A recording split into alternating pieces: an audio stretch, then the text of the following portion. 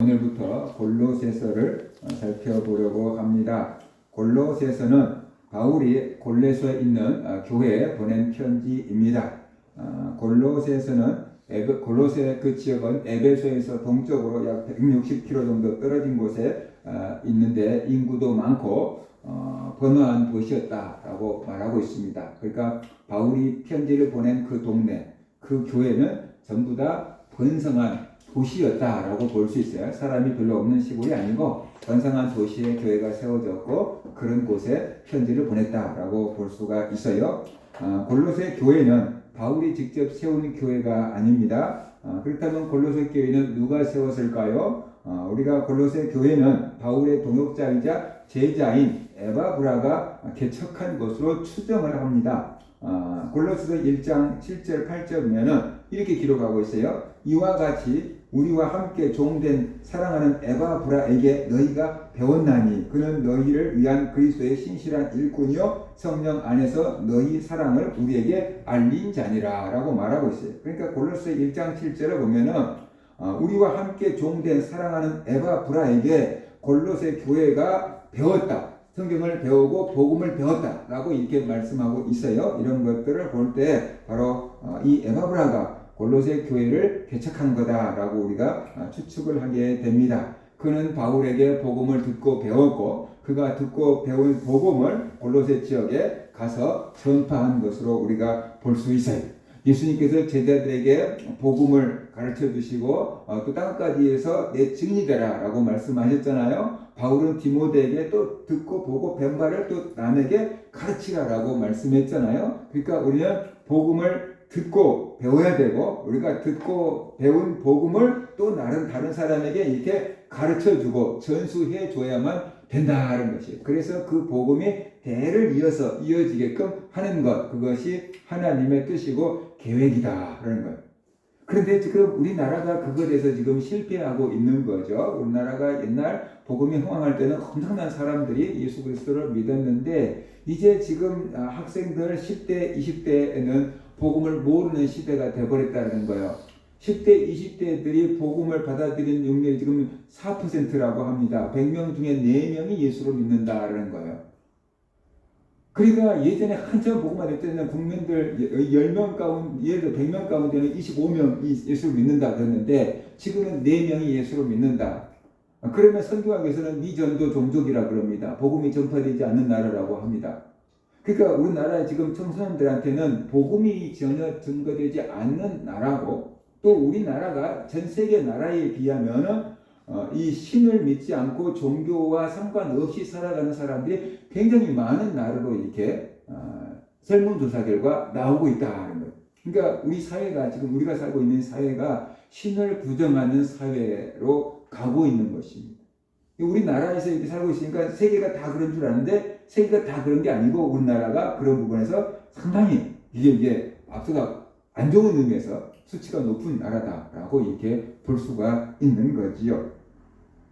그래서 우리가 이 에바브라처럼 우리도 바울에게 복음을 듣고 배우고 우리가 듣고 배운 이 복음을 전수해 줘야만 된다. 다른 사람에게 그 다음에 나의 다음 세대들에게 복음을 전해줄 수 있는 교회가 돼야 되는데 이미 그런 교회가 되기를 이제 실패했다라는 것이.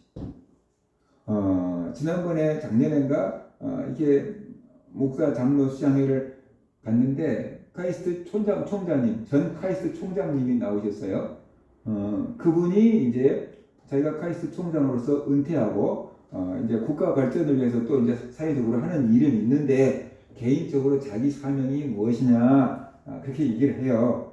그러면서 이제는 손자 손녀들에게 복음을 전해주는 것이 나에게 주어진 사명입니다 라고 얘기하더라고요. 다행히 자기 아들과 딸들은 믿음이 잘 전수돼 가지고 신앙생활을 잘하고 있대요. 그러니까는 이제 아들 딸들은 충분히 믿을 수 있고 그 다음에 그 손자 손녀들에게 할아버지로서 복음을 전해주는 것이 복음의 대를 이어주는 것이 자기의 마지막 사명, 가정적인 사명, 하나님 앞에서 사명으로 여긴다라고 이렇게 얘기를 하더라고요. 그렇게 복음을 이어주면은 우리나라가 이렇게 안 돌아가지요. 그런데 복음을 전수해 주지 못한 겁니다. 그 복음을 전수하지 못한 이유가 여러 가지가 있겠지만 공부를 너무 우선시하니까, 그죠? 교회보다 학교를 보내고 학원을 보내고 그러다가 보니까 이게 자녀들이 이렇게 하나님을 모르는 세대가 되어버렸고, 그 다음에 세상에서도 학교에서도 선생님들이 학생들한테 복음을 전하지 못하게끔 법으로 막아놨고, 그러니까 학생들에게 복음이 전파될 수 있는 기회가 계속 줄어들고 있고, 그 다음에 예전에 비해서 학생들 공부할 것도 많지만 또 볼 것도 많아요. 스마트폰으로 별거 다 보고 놀잖아요. 그러니까 이런 거 하느라고 시간이 없는 거예요. 종교에 관심을 둘 여지가 없어요. 먹고 공부하고 또 뭐 문화생활하고 아무튼 게임하고 이런 데 바빠가지고 종교에 관심을 둘 여지가 없어요. 온통 육체, 성적인 것에만 관심을 두고 영적인 것에는 관심을 두지 않고 살아가고 그런 문화가 되었기 때문에 이 땅에 지금 종교가 이렇게 없는 세대가 되어가고 있다. 그런 것을 우리가 살펴봐야 돼요. 그것은 영의 기능을 다 없애고 육체적인 기능만 갖고 살고 있는 거다라고 볼 수 있어요. 하나님 보시기에는 정말로 엉터리 같은 삶을 살고 있다. 그래서 우리가 듣고 배우고 경험한 그 복음을 다른 사람에게 전해줄 수 있는 그런 사람들이 되어야만 된다. 우리가 전하지 않으면 이단들이 계속 전하고 쌍사람들이 계속 헛소리를 전하는데 그게 많아지고 많이 듣고 그러면 그것이 진실인 양 사람들은 착각을 해요. 그러니까는 거짓말이 계속 막 나오면은 사람들이 나중에는 그게 거짓말을 진짜처럼 받아들이게 된다는 것이죠. 그래서 우리가 복음을 전할 수 있는 그런 사람들이 되어야 된다. 바울은 감옥에 있으면서 골로새서를 기록을 했어요. 그러니까 골로새서는 옥중서신이다. 감옥에 있으면서 쓴 서신이다 라고 볼 수 있어요. 왜 골로새서를 기록을 했을까요? 바울이 로마 감옥에 갇혀 있을 때 골로새 교회의 리더인 에바브라가 바울을 찾아왔어요. 골로새서 4장 12절 보면은 그리스도 예수의 종인 너희에게서 온 에바브라가 너희에게 문안하느니라. 그가 항상 너희를 위하여 애써 기도하며 너희로 하나님의 모든 뜻 가운데서 완전하고 확신 있게 서기를 구하나니, 그렇게 말하고 있어요. 분명히 너희에게서, 골로새에서 온 에바브라가 너희에게 문안한다 라고 이렇게 말하고 있거든요. 이것을 볼 때 에바브라가 감옥에 갇혀 있는 바울을 방문한 것, 이렇게 볼 수가 있는 거죠. 에바브라가 바울을 만나서 골로새 교회 형편을 물은 거죠. 여러분들이 아는 사람들을 만나면 뭐 합니까? 안부를 묻지요. 목사님들 만나면 목사님들 안부를 묻고 그 다음에 교회 안부를 묻고, 또 어떤 목사님은 이제 외손자를 봤어요. 그래서 외손자 안부를 묻고 막 그래요. 이제 딸 하나밖에 없는데 그 딸이 결혼해가지고 이제 아들을 낳았으니까 이제 그냥 물은 거예요. 외손주 잘 크냐고 물은 거예요. 그 목사님이 그렇게, 아니 왜 나 안부는 안 묻고 자꾸 외손자 안부만 묻는 거야 라고 이렇게 얘기를 하는 거예요. 근데 이 에바브라가 바울을 방문하니까 바울이 그래 골로새 교회 형편은 어때? 이렇게 물어봤을 거 아니에요. 그러니까 그가 말합니다. 우리 골로새 교회가 지금 어려움에 처해 있어요. 뭐 때문에? 이 회개한 성도들이 그냥 이단들한테 막 이렇게 흔들리고 있고, 이단들한테 막 흔들리다가 보니까 믿음도 식어지고, 거룩하게 살던 사람들이 다시 또 예수 믿기 전 삶으로 또 돌아가고 막 이런 것이 있어서 너무 지금 어려운 형편에 있어요 라고 얘기를 한 거죠. 그러니까 감옥에 있는 바울이 가만히 들어보니까 저 교회가 문제가 좀 심각하네. 뭔가 올바른 복음을 전해줘야지 이단들한테 흔들리지 않고 그들의 삶도 바로잡을 수 있겠구나 라고 생각이 돼서 골로새 교회 성도들에게 바른 복음을 전해주려고 이것을 기록했다라고 우리가 볼 수가 있습니다.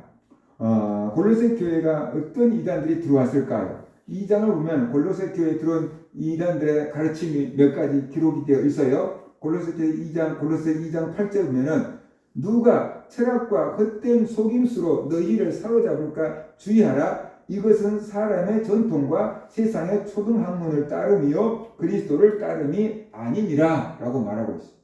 그러니까 골로새 교회에 철학과 헛된 속임수로 사람을 미혹하는 사람들이 나왔다라는 거예요.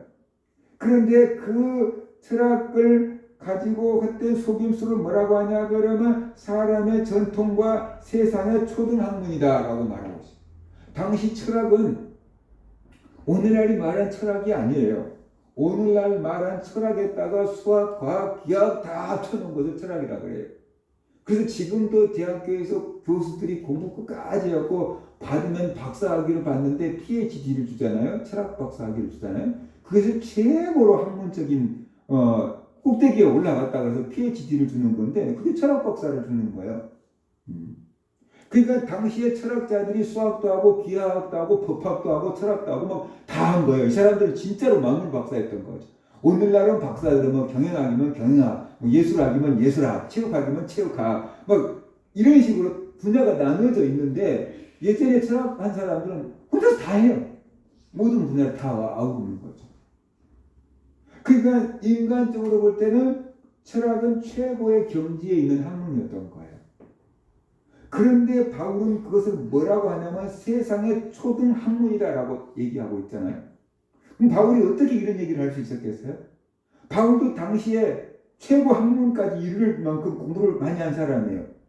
그런데 하나님을 알고 영의 세계를 알고 보니까 이게 진짜 아무것도 아닌 거예요. 그래서 초등 유치원에서 배울 만한 거다라고 얘기를 하고 있는 거죠. 그러니까 세상에서 최고 가는 학문이 영의 세계에서 보니까 유치원에서 배울 만한 학문이다. 뭐 그렇게 지금 얘기를 하고 있는 거예요. 내가 본 전국 막 그렇게 쓴 사람들 있잖아요. 뭐 그런 사람들은 이 우주가 어마어마하게 큰 것 같은데 영의 세계에 가서 보니까 이 우주가 아무것도 아니더라. 이렇게 얘기를 하거든요. 그런 거예요. 그래서 사람들은 철학 박사네 무슨 학과 그만 막 굉장히 존경하고 그 사람들의 말에 권위를 두고 믿고 따르는데 바울은 하나님 볼 때 그런 학문적인 것은 초등학문을 따르는 거다라고 말하고 있어요. 근데 오늘날도 박사들이 나와서 얘기하면 사람들이 그 말에 막 권위를 막 두고 믿고 따르려 그러잖아요. 성경이 그랬다 그러면 잘 안 믿으면서 박사가 이렇게 말했다 그러면 막 믿고 따르려 그러잖아요. 그게 성경보다 그 박사의 말에 더 권위를 두기 때문에 그런 거거든요. 그래서 이 하나님의 세계에서 보면 세상의 학문이 아무것도 아니다. 그런데 그걸 가지고 와서 잘난 척하면서 성도들을 미혹을 하고 있는데 성도들이 거기에 헷갈리고 있는 거예요. 미혹되고 있는 거예요. 왜냐하면 여기에다가 권위를 두지 않으면 헷갈릴 필요가 없는데 여기 권위를 인정해 주니까 헷갈리는 거예요. 헷갈리는 거예요. 그러니까 기존 교회 성도들은 막 큰 교회 목사님들이 설교하면 큰 목사님 설교하는 거 많겠지 이렇게 생각하잖아요. 근데 이단들은 아무리 큰 교회 막 몇십만 명 되는 교회 목사님 설교해도 이단들은 절대 인정 안 해요. 그들은 기존 교회 목사를 다 거짓 선지자라고 이단한테 배워놓으니까 그리고 자기 교주가 진짜라고만 배워놓으니까 기존 교회 목사들의 말에 권위를 전혀 인정 안 하거든요. 그러니까 아무리 유명한 교회 목사님 설교해도 그들은 콧방귀도 안 켜고 안 믿어요. 오직 교주가 얘기한 것만 믿어요. 우리가 볼 때 그 교주가 말한 것은 진짜 애기 같은 얘기인데 어떤 그 목사님들이 그렇게 얘기했어요. 이단과 토론회를 하기로 했대요. 그래가지고 막 원어 분석하고 뭐하고 해갖고 막 엄청 준비하고 갔더니 한글도 제대로 못 읽어가지고 한글을 못 읽는다는 게 아니고 한글 된 성경을 제대로 이해를 못 해가지고 이단 교리를 주장하더라는 거예요. 한글부터 다시 읽어봐라. 그랬더니 그렇게 엉터리 같은데 그걸 믿고 막 따르는 거예요. 사람들이 모르고 따르는 거죠. 그러니까 한글 읽는 것이 안 돼 있는 거예요. 근데 그것을 교주의 말을 믿고 따르는 거거든요. 그래서 권위를 인정하면은 그거 무슨 말해도 다 믿고 따라요. 근데 권위를 인정 안 하면 무슨 소리를 안 믿어요. 그러니까 이 골로새 교회가 세상 철학자들이 와갖고 막 얘기를 해도 하나님 말씀을 믿었다 그러면은 이게 무시하면 안 흔들렸을 거예요. 근데 저 사람 철학 박사래. 이렇게 막 존경하니까 그 사람이 하는 말을 듣고 그 사람이 성경 아니라는데 성경이 이 뜻이라는데 그러니까 이제 사람들이 헷갈리게 된 거다라는 것이. 그래서 우리가 오늘날 살아갈 때도 세상에 헛된 사람들의 말에 권위를 두지 말고 하나님의 말씀에 권위를 두고 살아갈 수 있기를 바랍니다. 아멘. 골로새 2장 18절 17절 보면은 이게 보면은 그러므로 먹고 마시는 것과 절기나 초하루나 안식일을 이유로 누구든지 너희를 비판하지 못하게 하라. 이런 것들은 장래 일의 그림자이나 몸은 그리스도의 것이니라 라고 말씀을 하고 있습니다.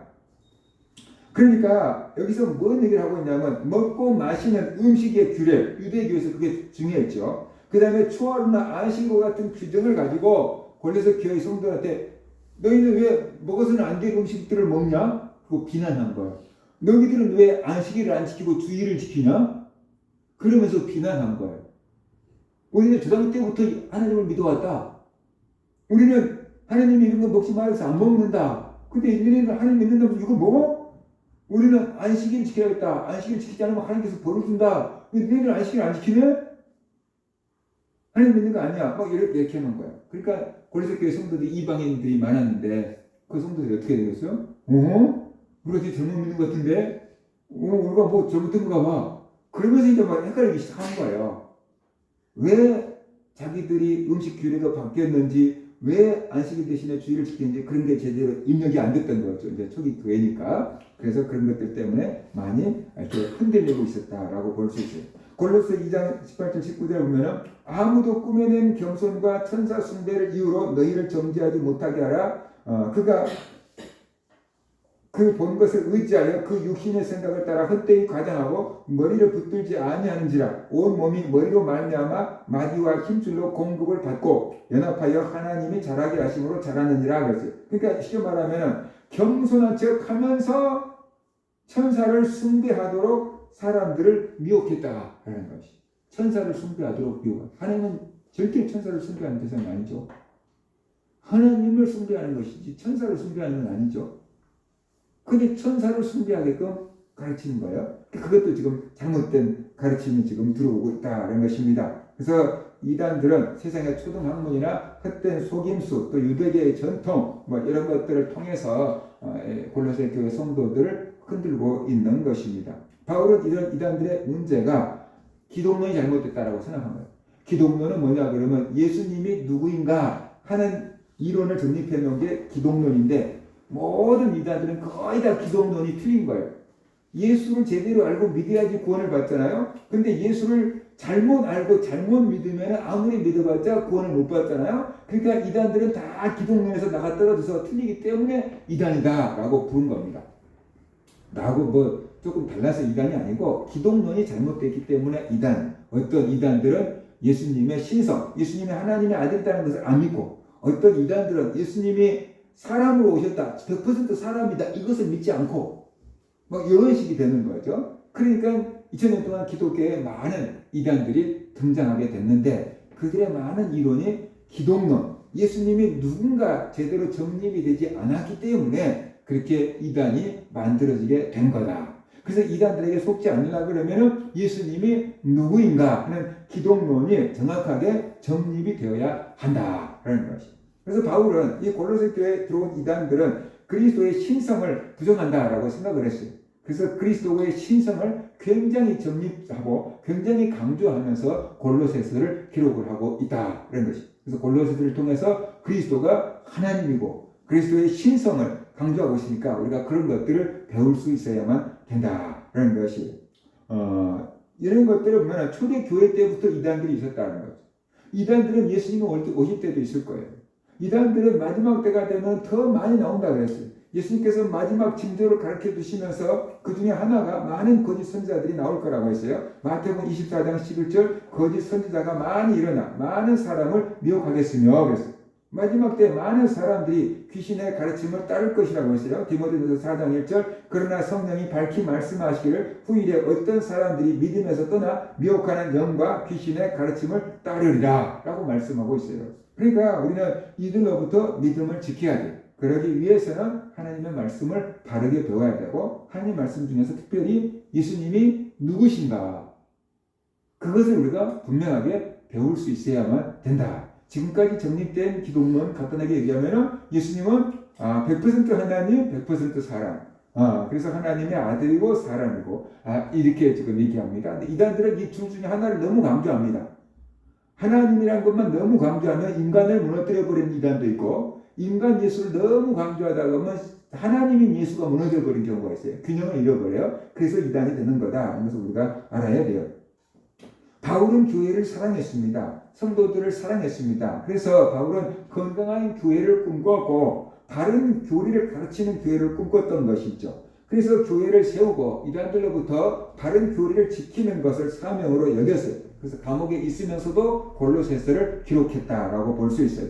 골로새 교회에 있는 성도들에게 편지를 하는데 골로새 교회에 있는 성도들을 가리켜서 그리스도 안에서 신실한 형제들이라고 말하고 있어요.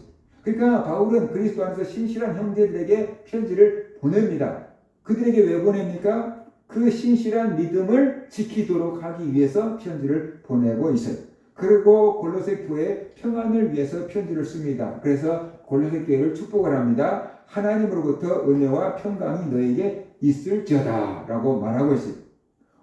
그래서 우리도 바울처럼 교회를 사랑해야 되고 우리도 바울처럼 교회를 진리의 기둥으로 지켜야 된다. 교회에서 바른 진리가 선포되는 교회가 되게 해야만 된다라는 것이에요. 그리고 우리가 또 바울처럼 교회와 성도들을 위해서 하나님의 은혜와 평강을 빌 수 있어야 된다. 예루살렘의 평안을 위해서 기도하는 사람이 예루살렘의 평안을 볼 것이다 그랬잖아요. 그러니까 우리가 교회를 위해서, 교회의 평안을 위해서 기도하면 우리가 평안해진다라는 거예요. 성도들은 교회가 평안해야지 성도들이 평안해요. 국민들은 국가가 평안해야지 국민들이 평안해요. 그죠? 국가가 흔들려고 신용도가 떨어져 버리니까 경제하는 사람들이 어떻게 되죠? 굉장히 힘들어져요. 영적인 사람들은 교회가 평안해야지 성도들이 평안해요.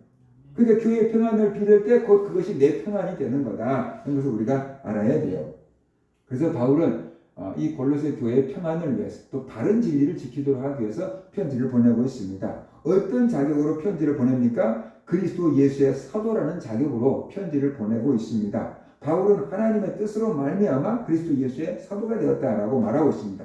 그래서 바울은 감옥에 갇혀 있으면서도 자기가 그리스도 예수의 사도라는 정체성을 갖고 지금 교회를 염려하고 걱정하고 있고 그 교회를 바로 세우기 위해서 편지를 보내고 있다는 것이.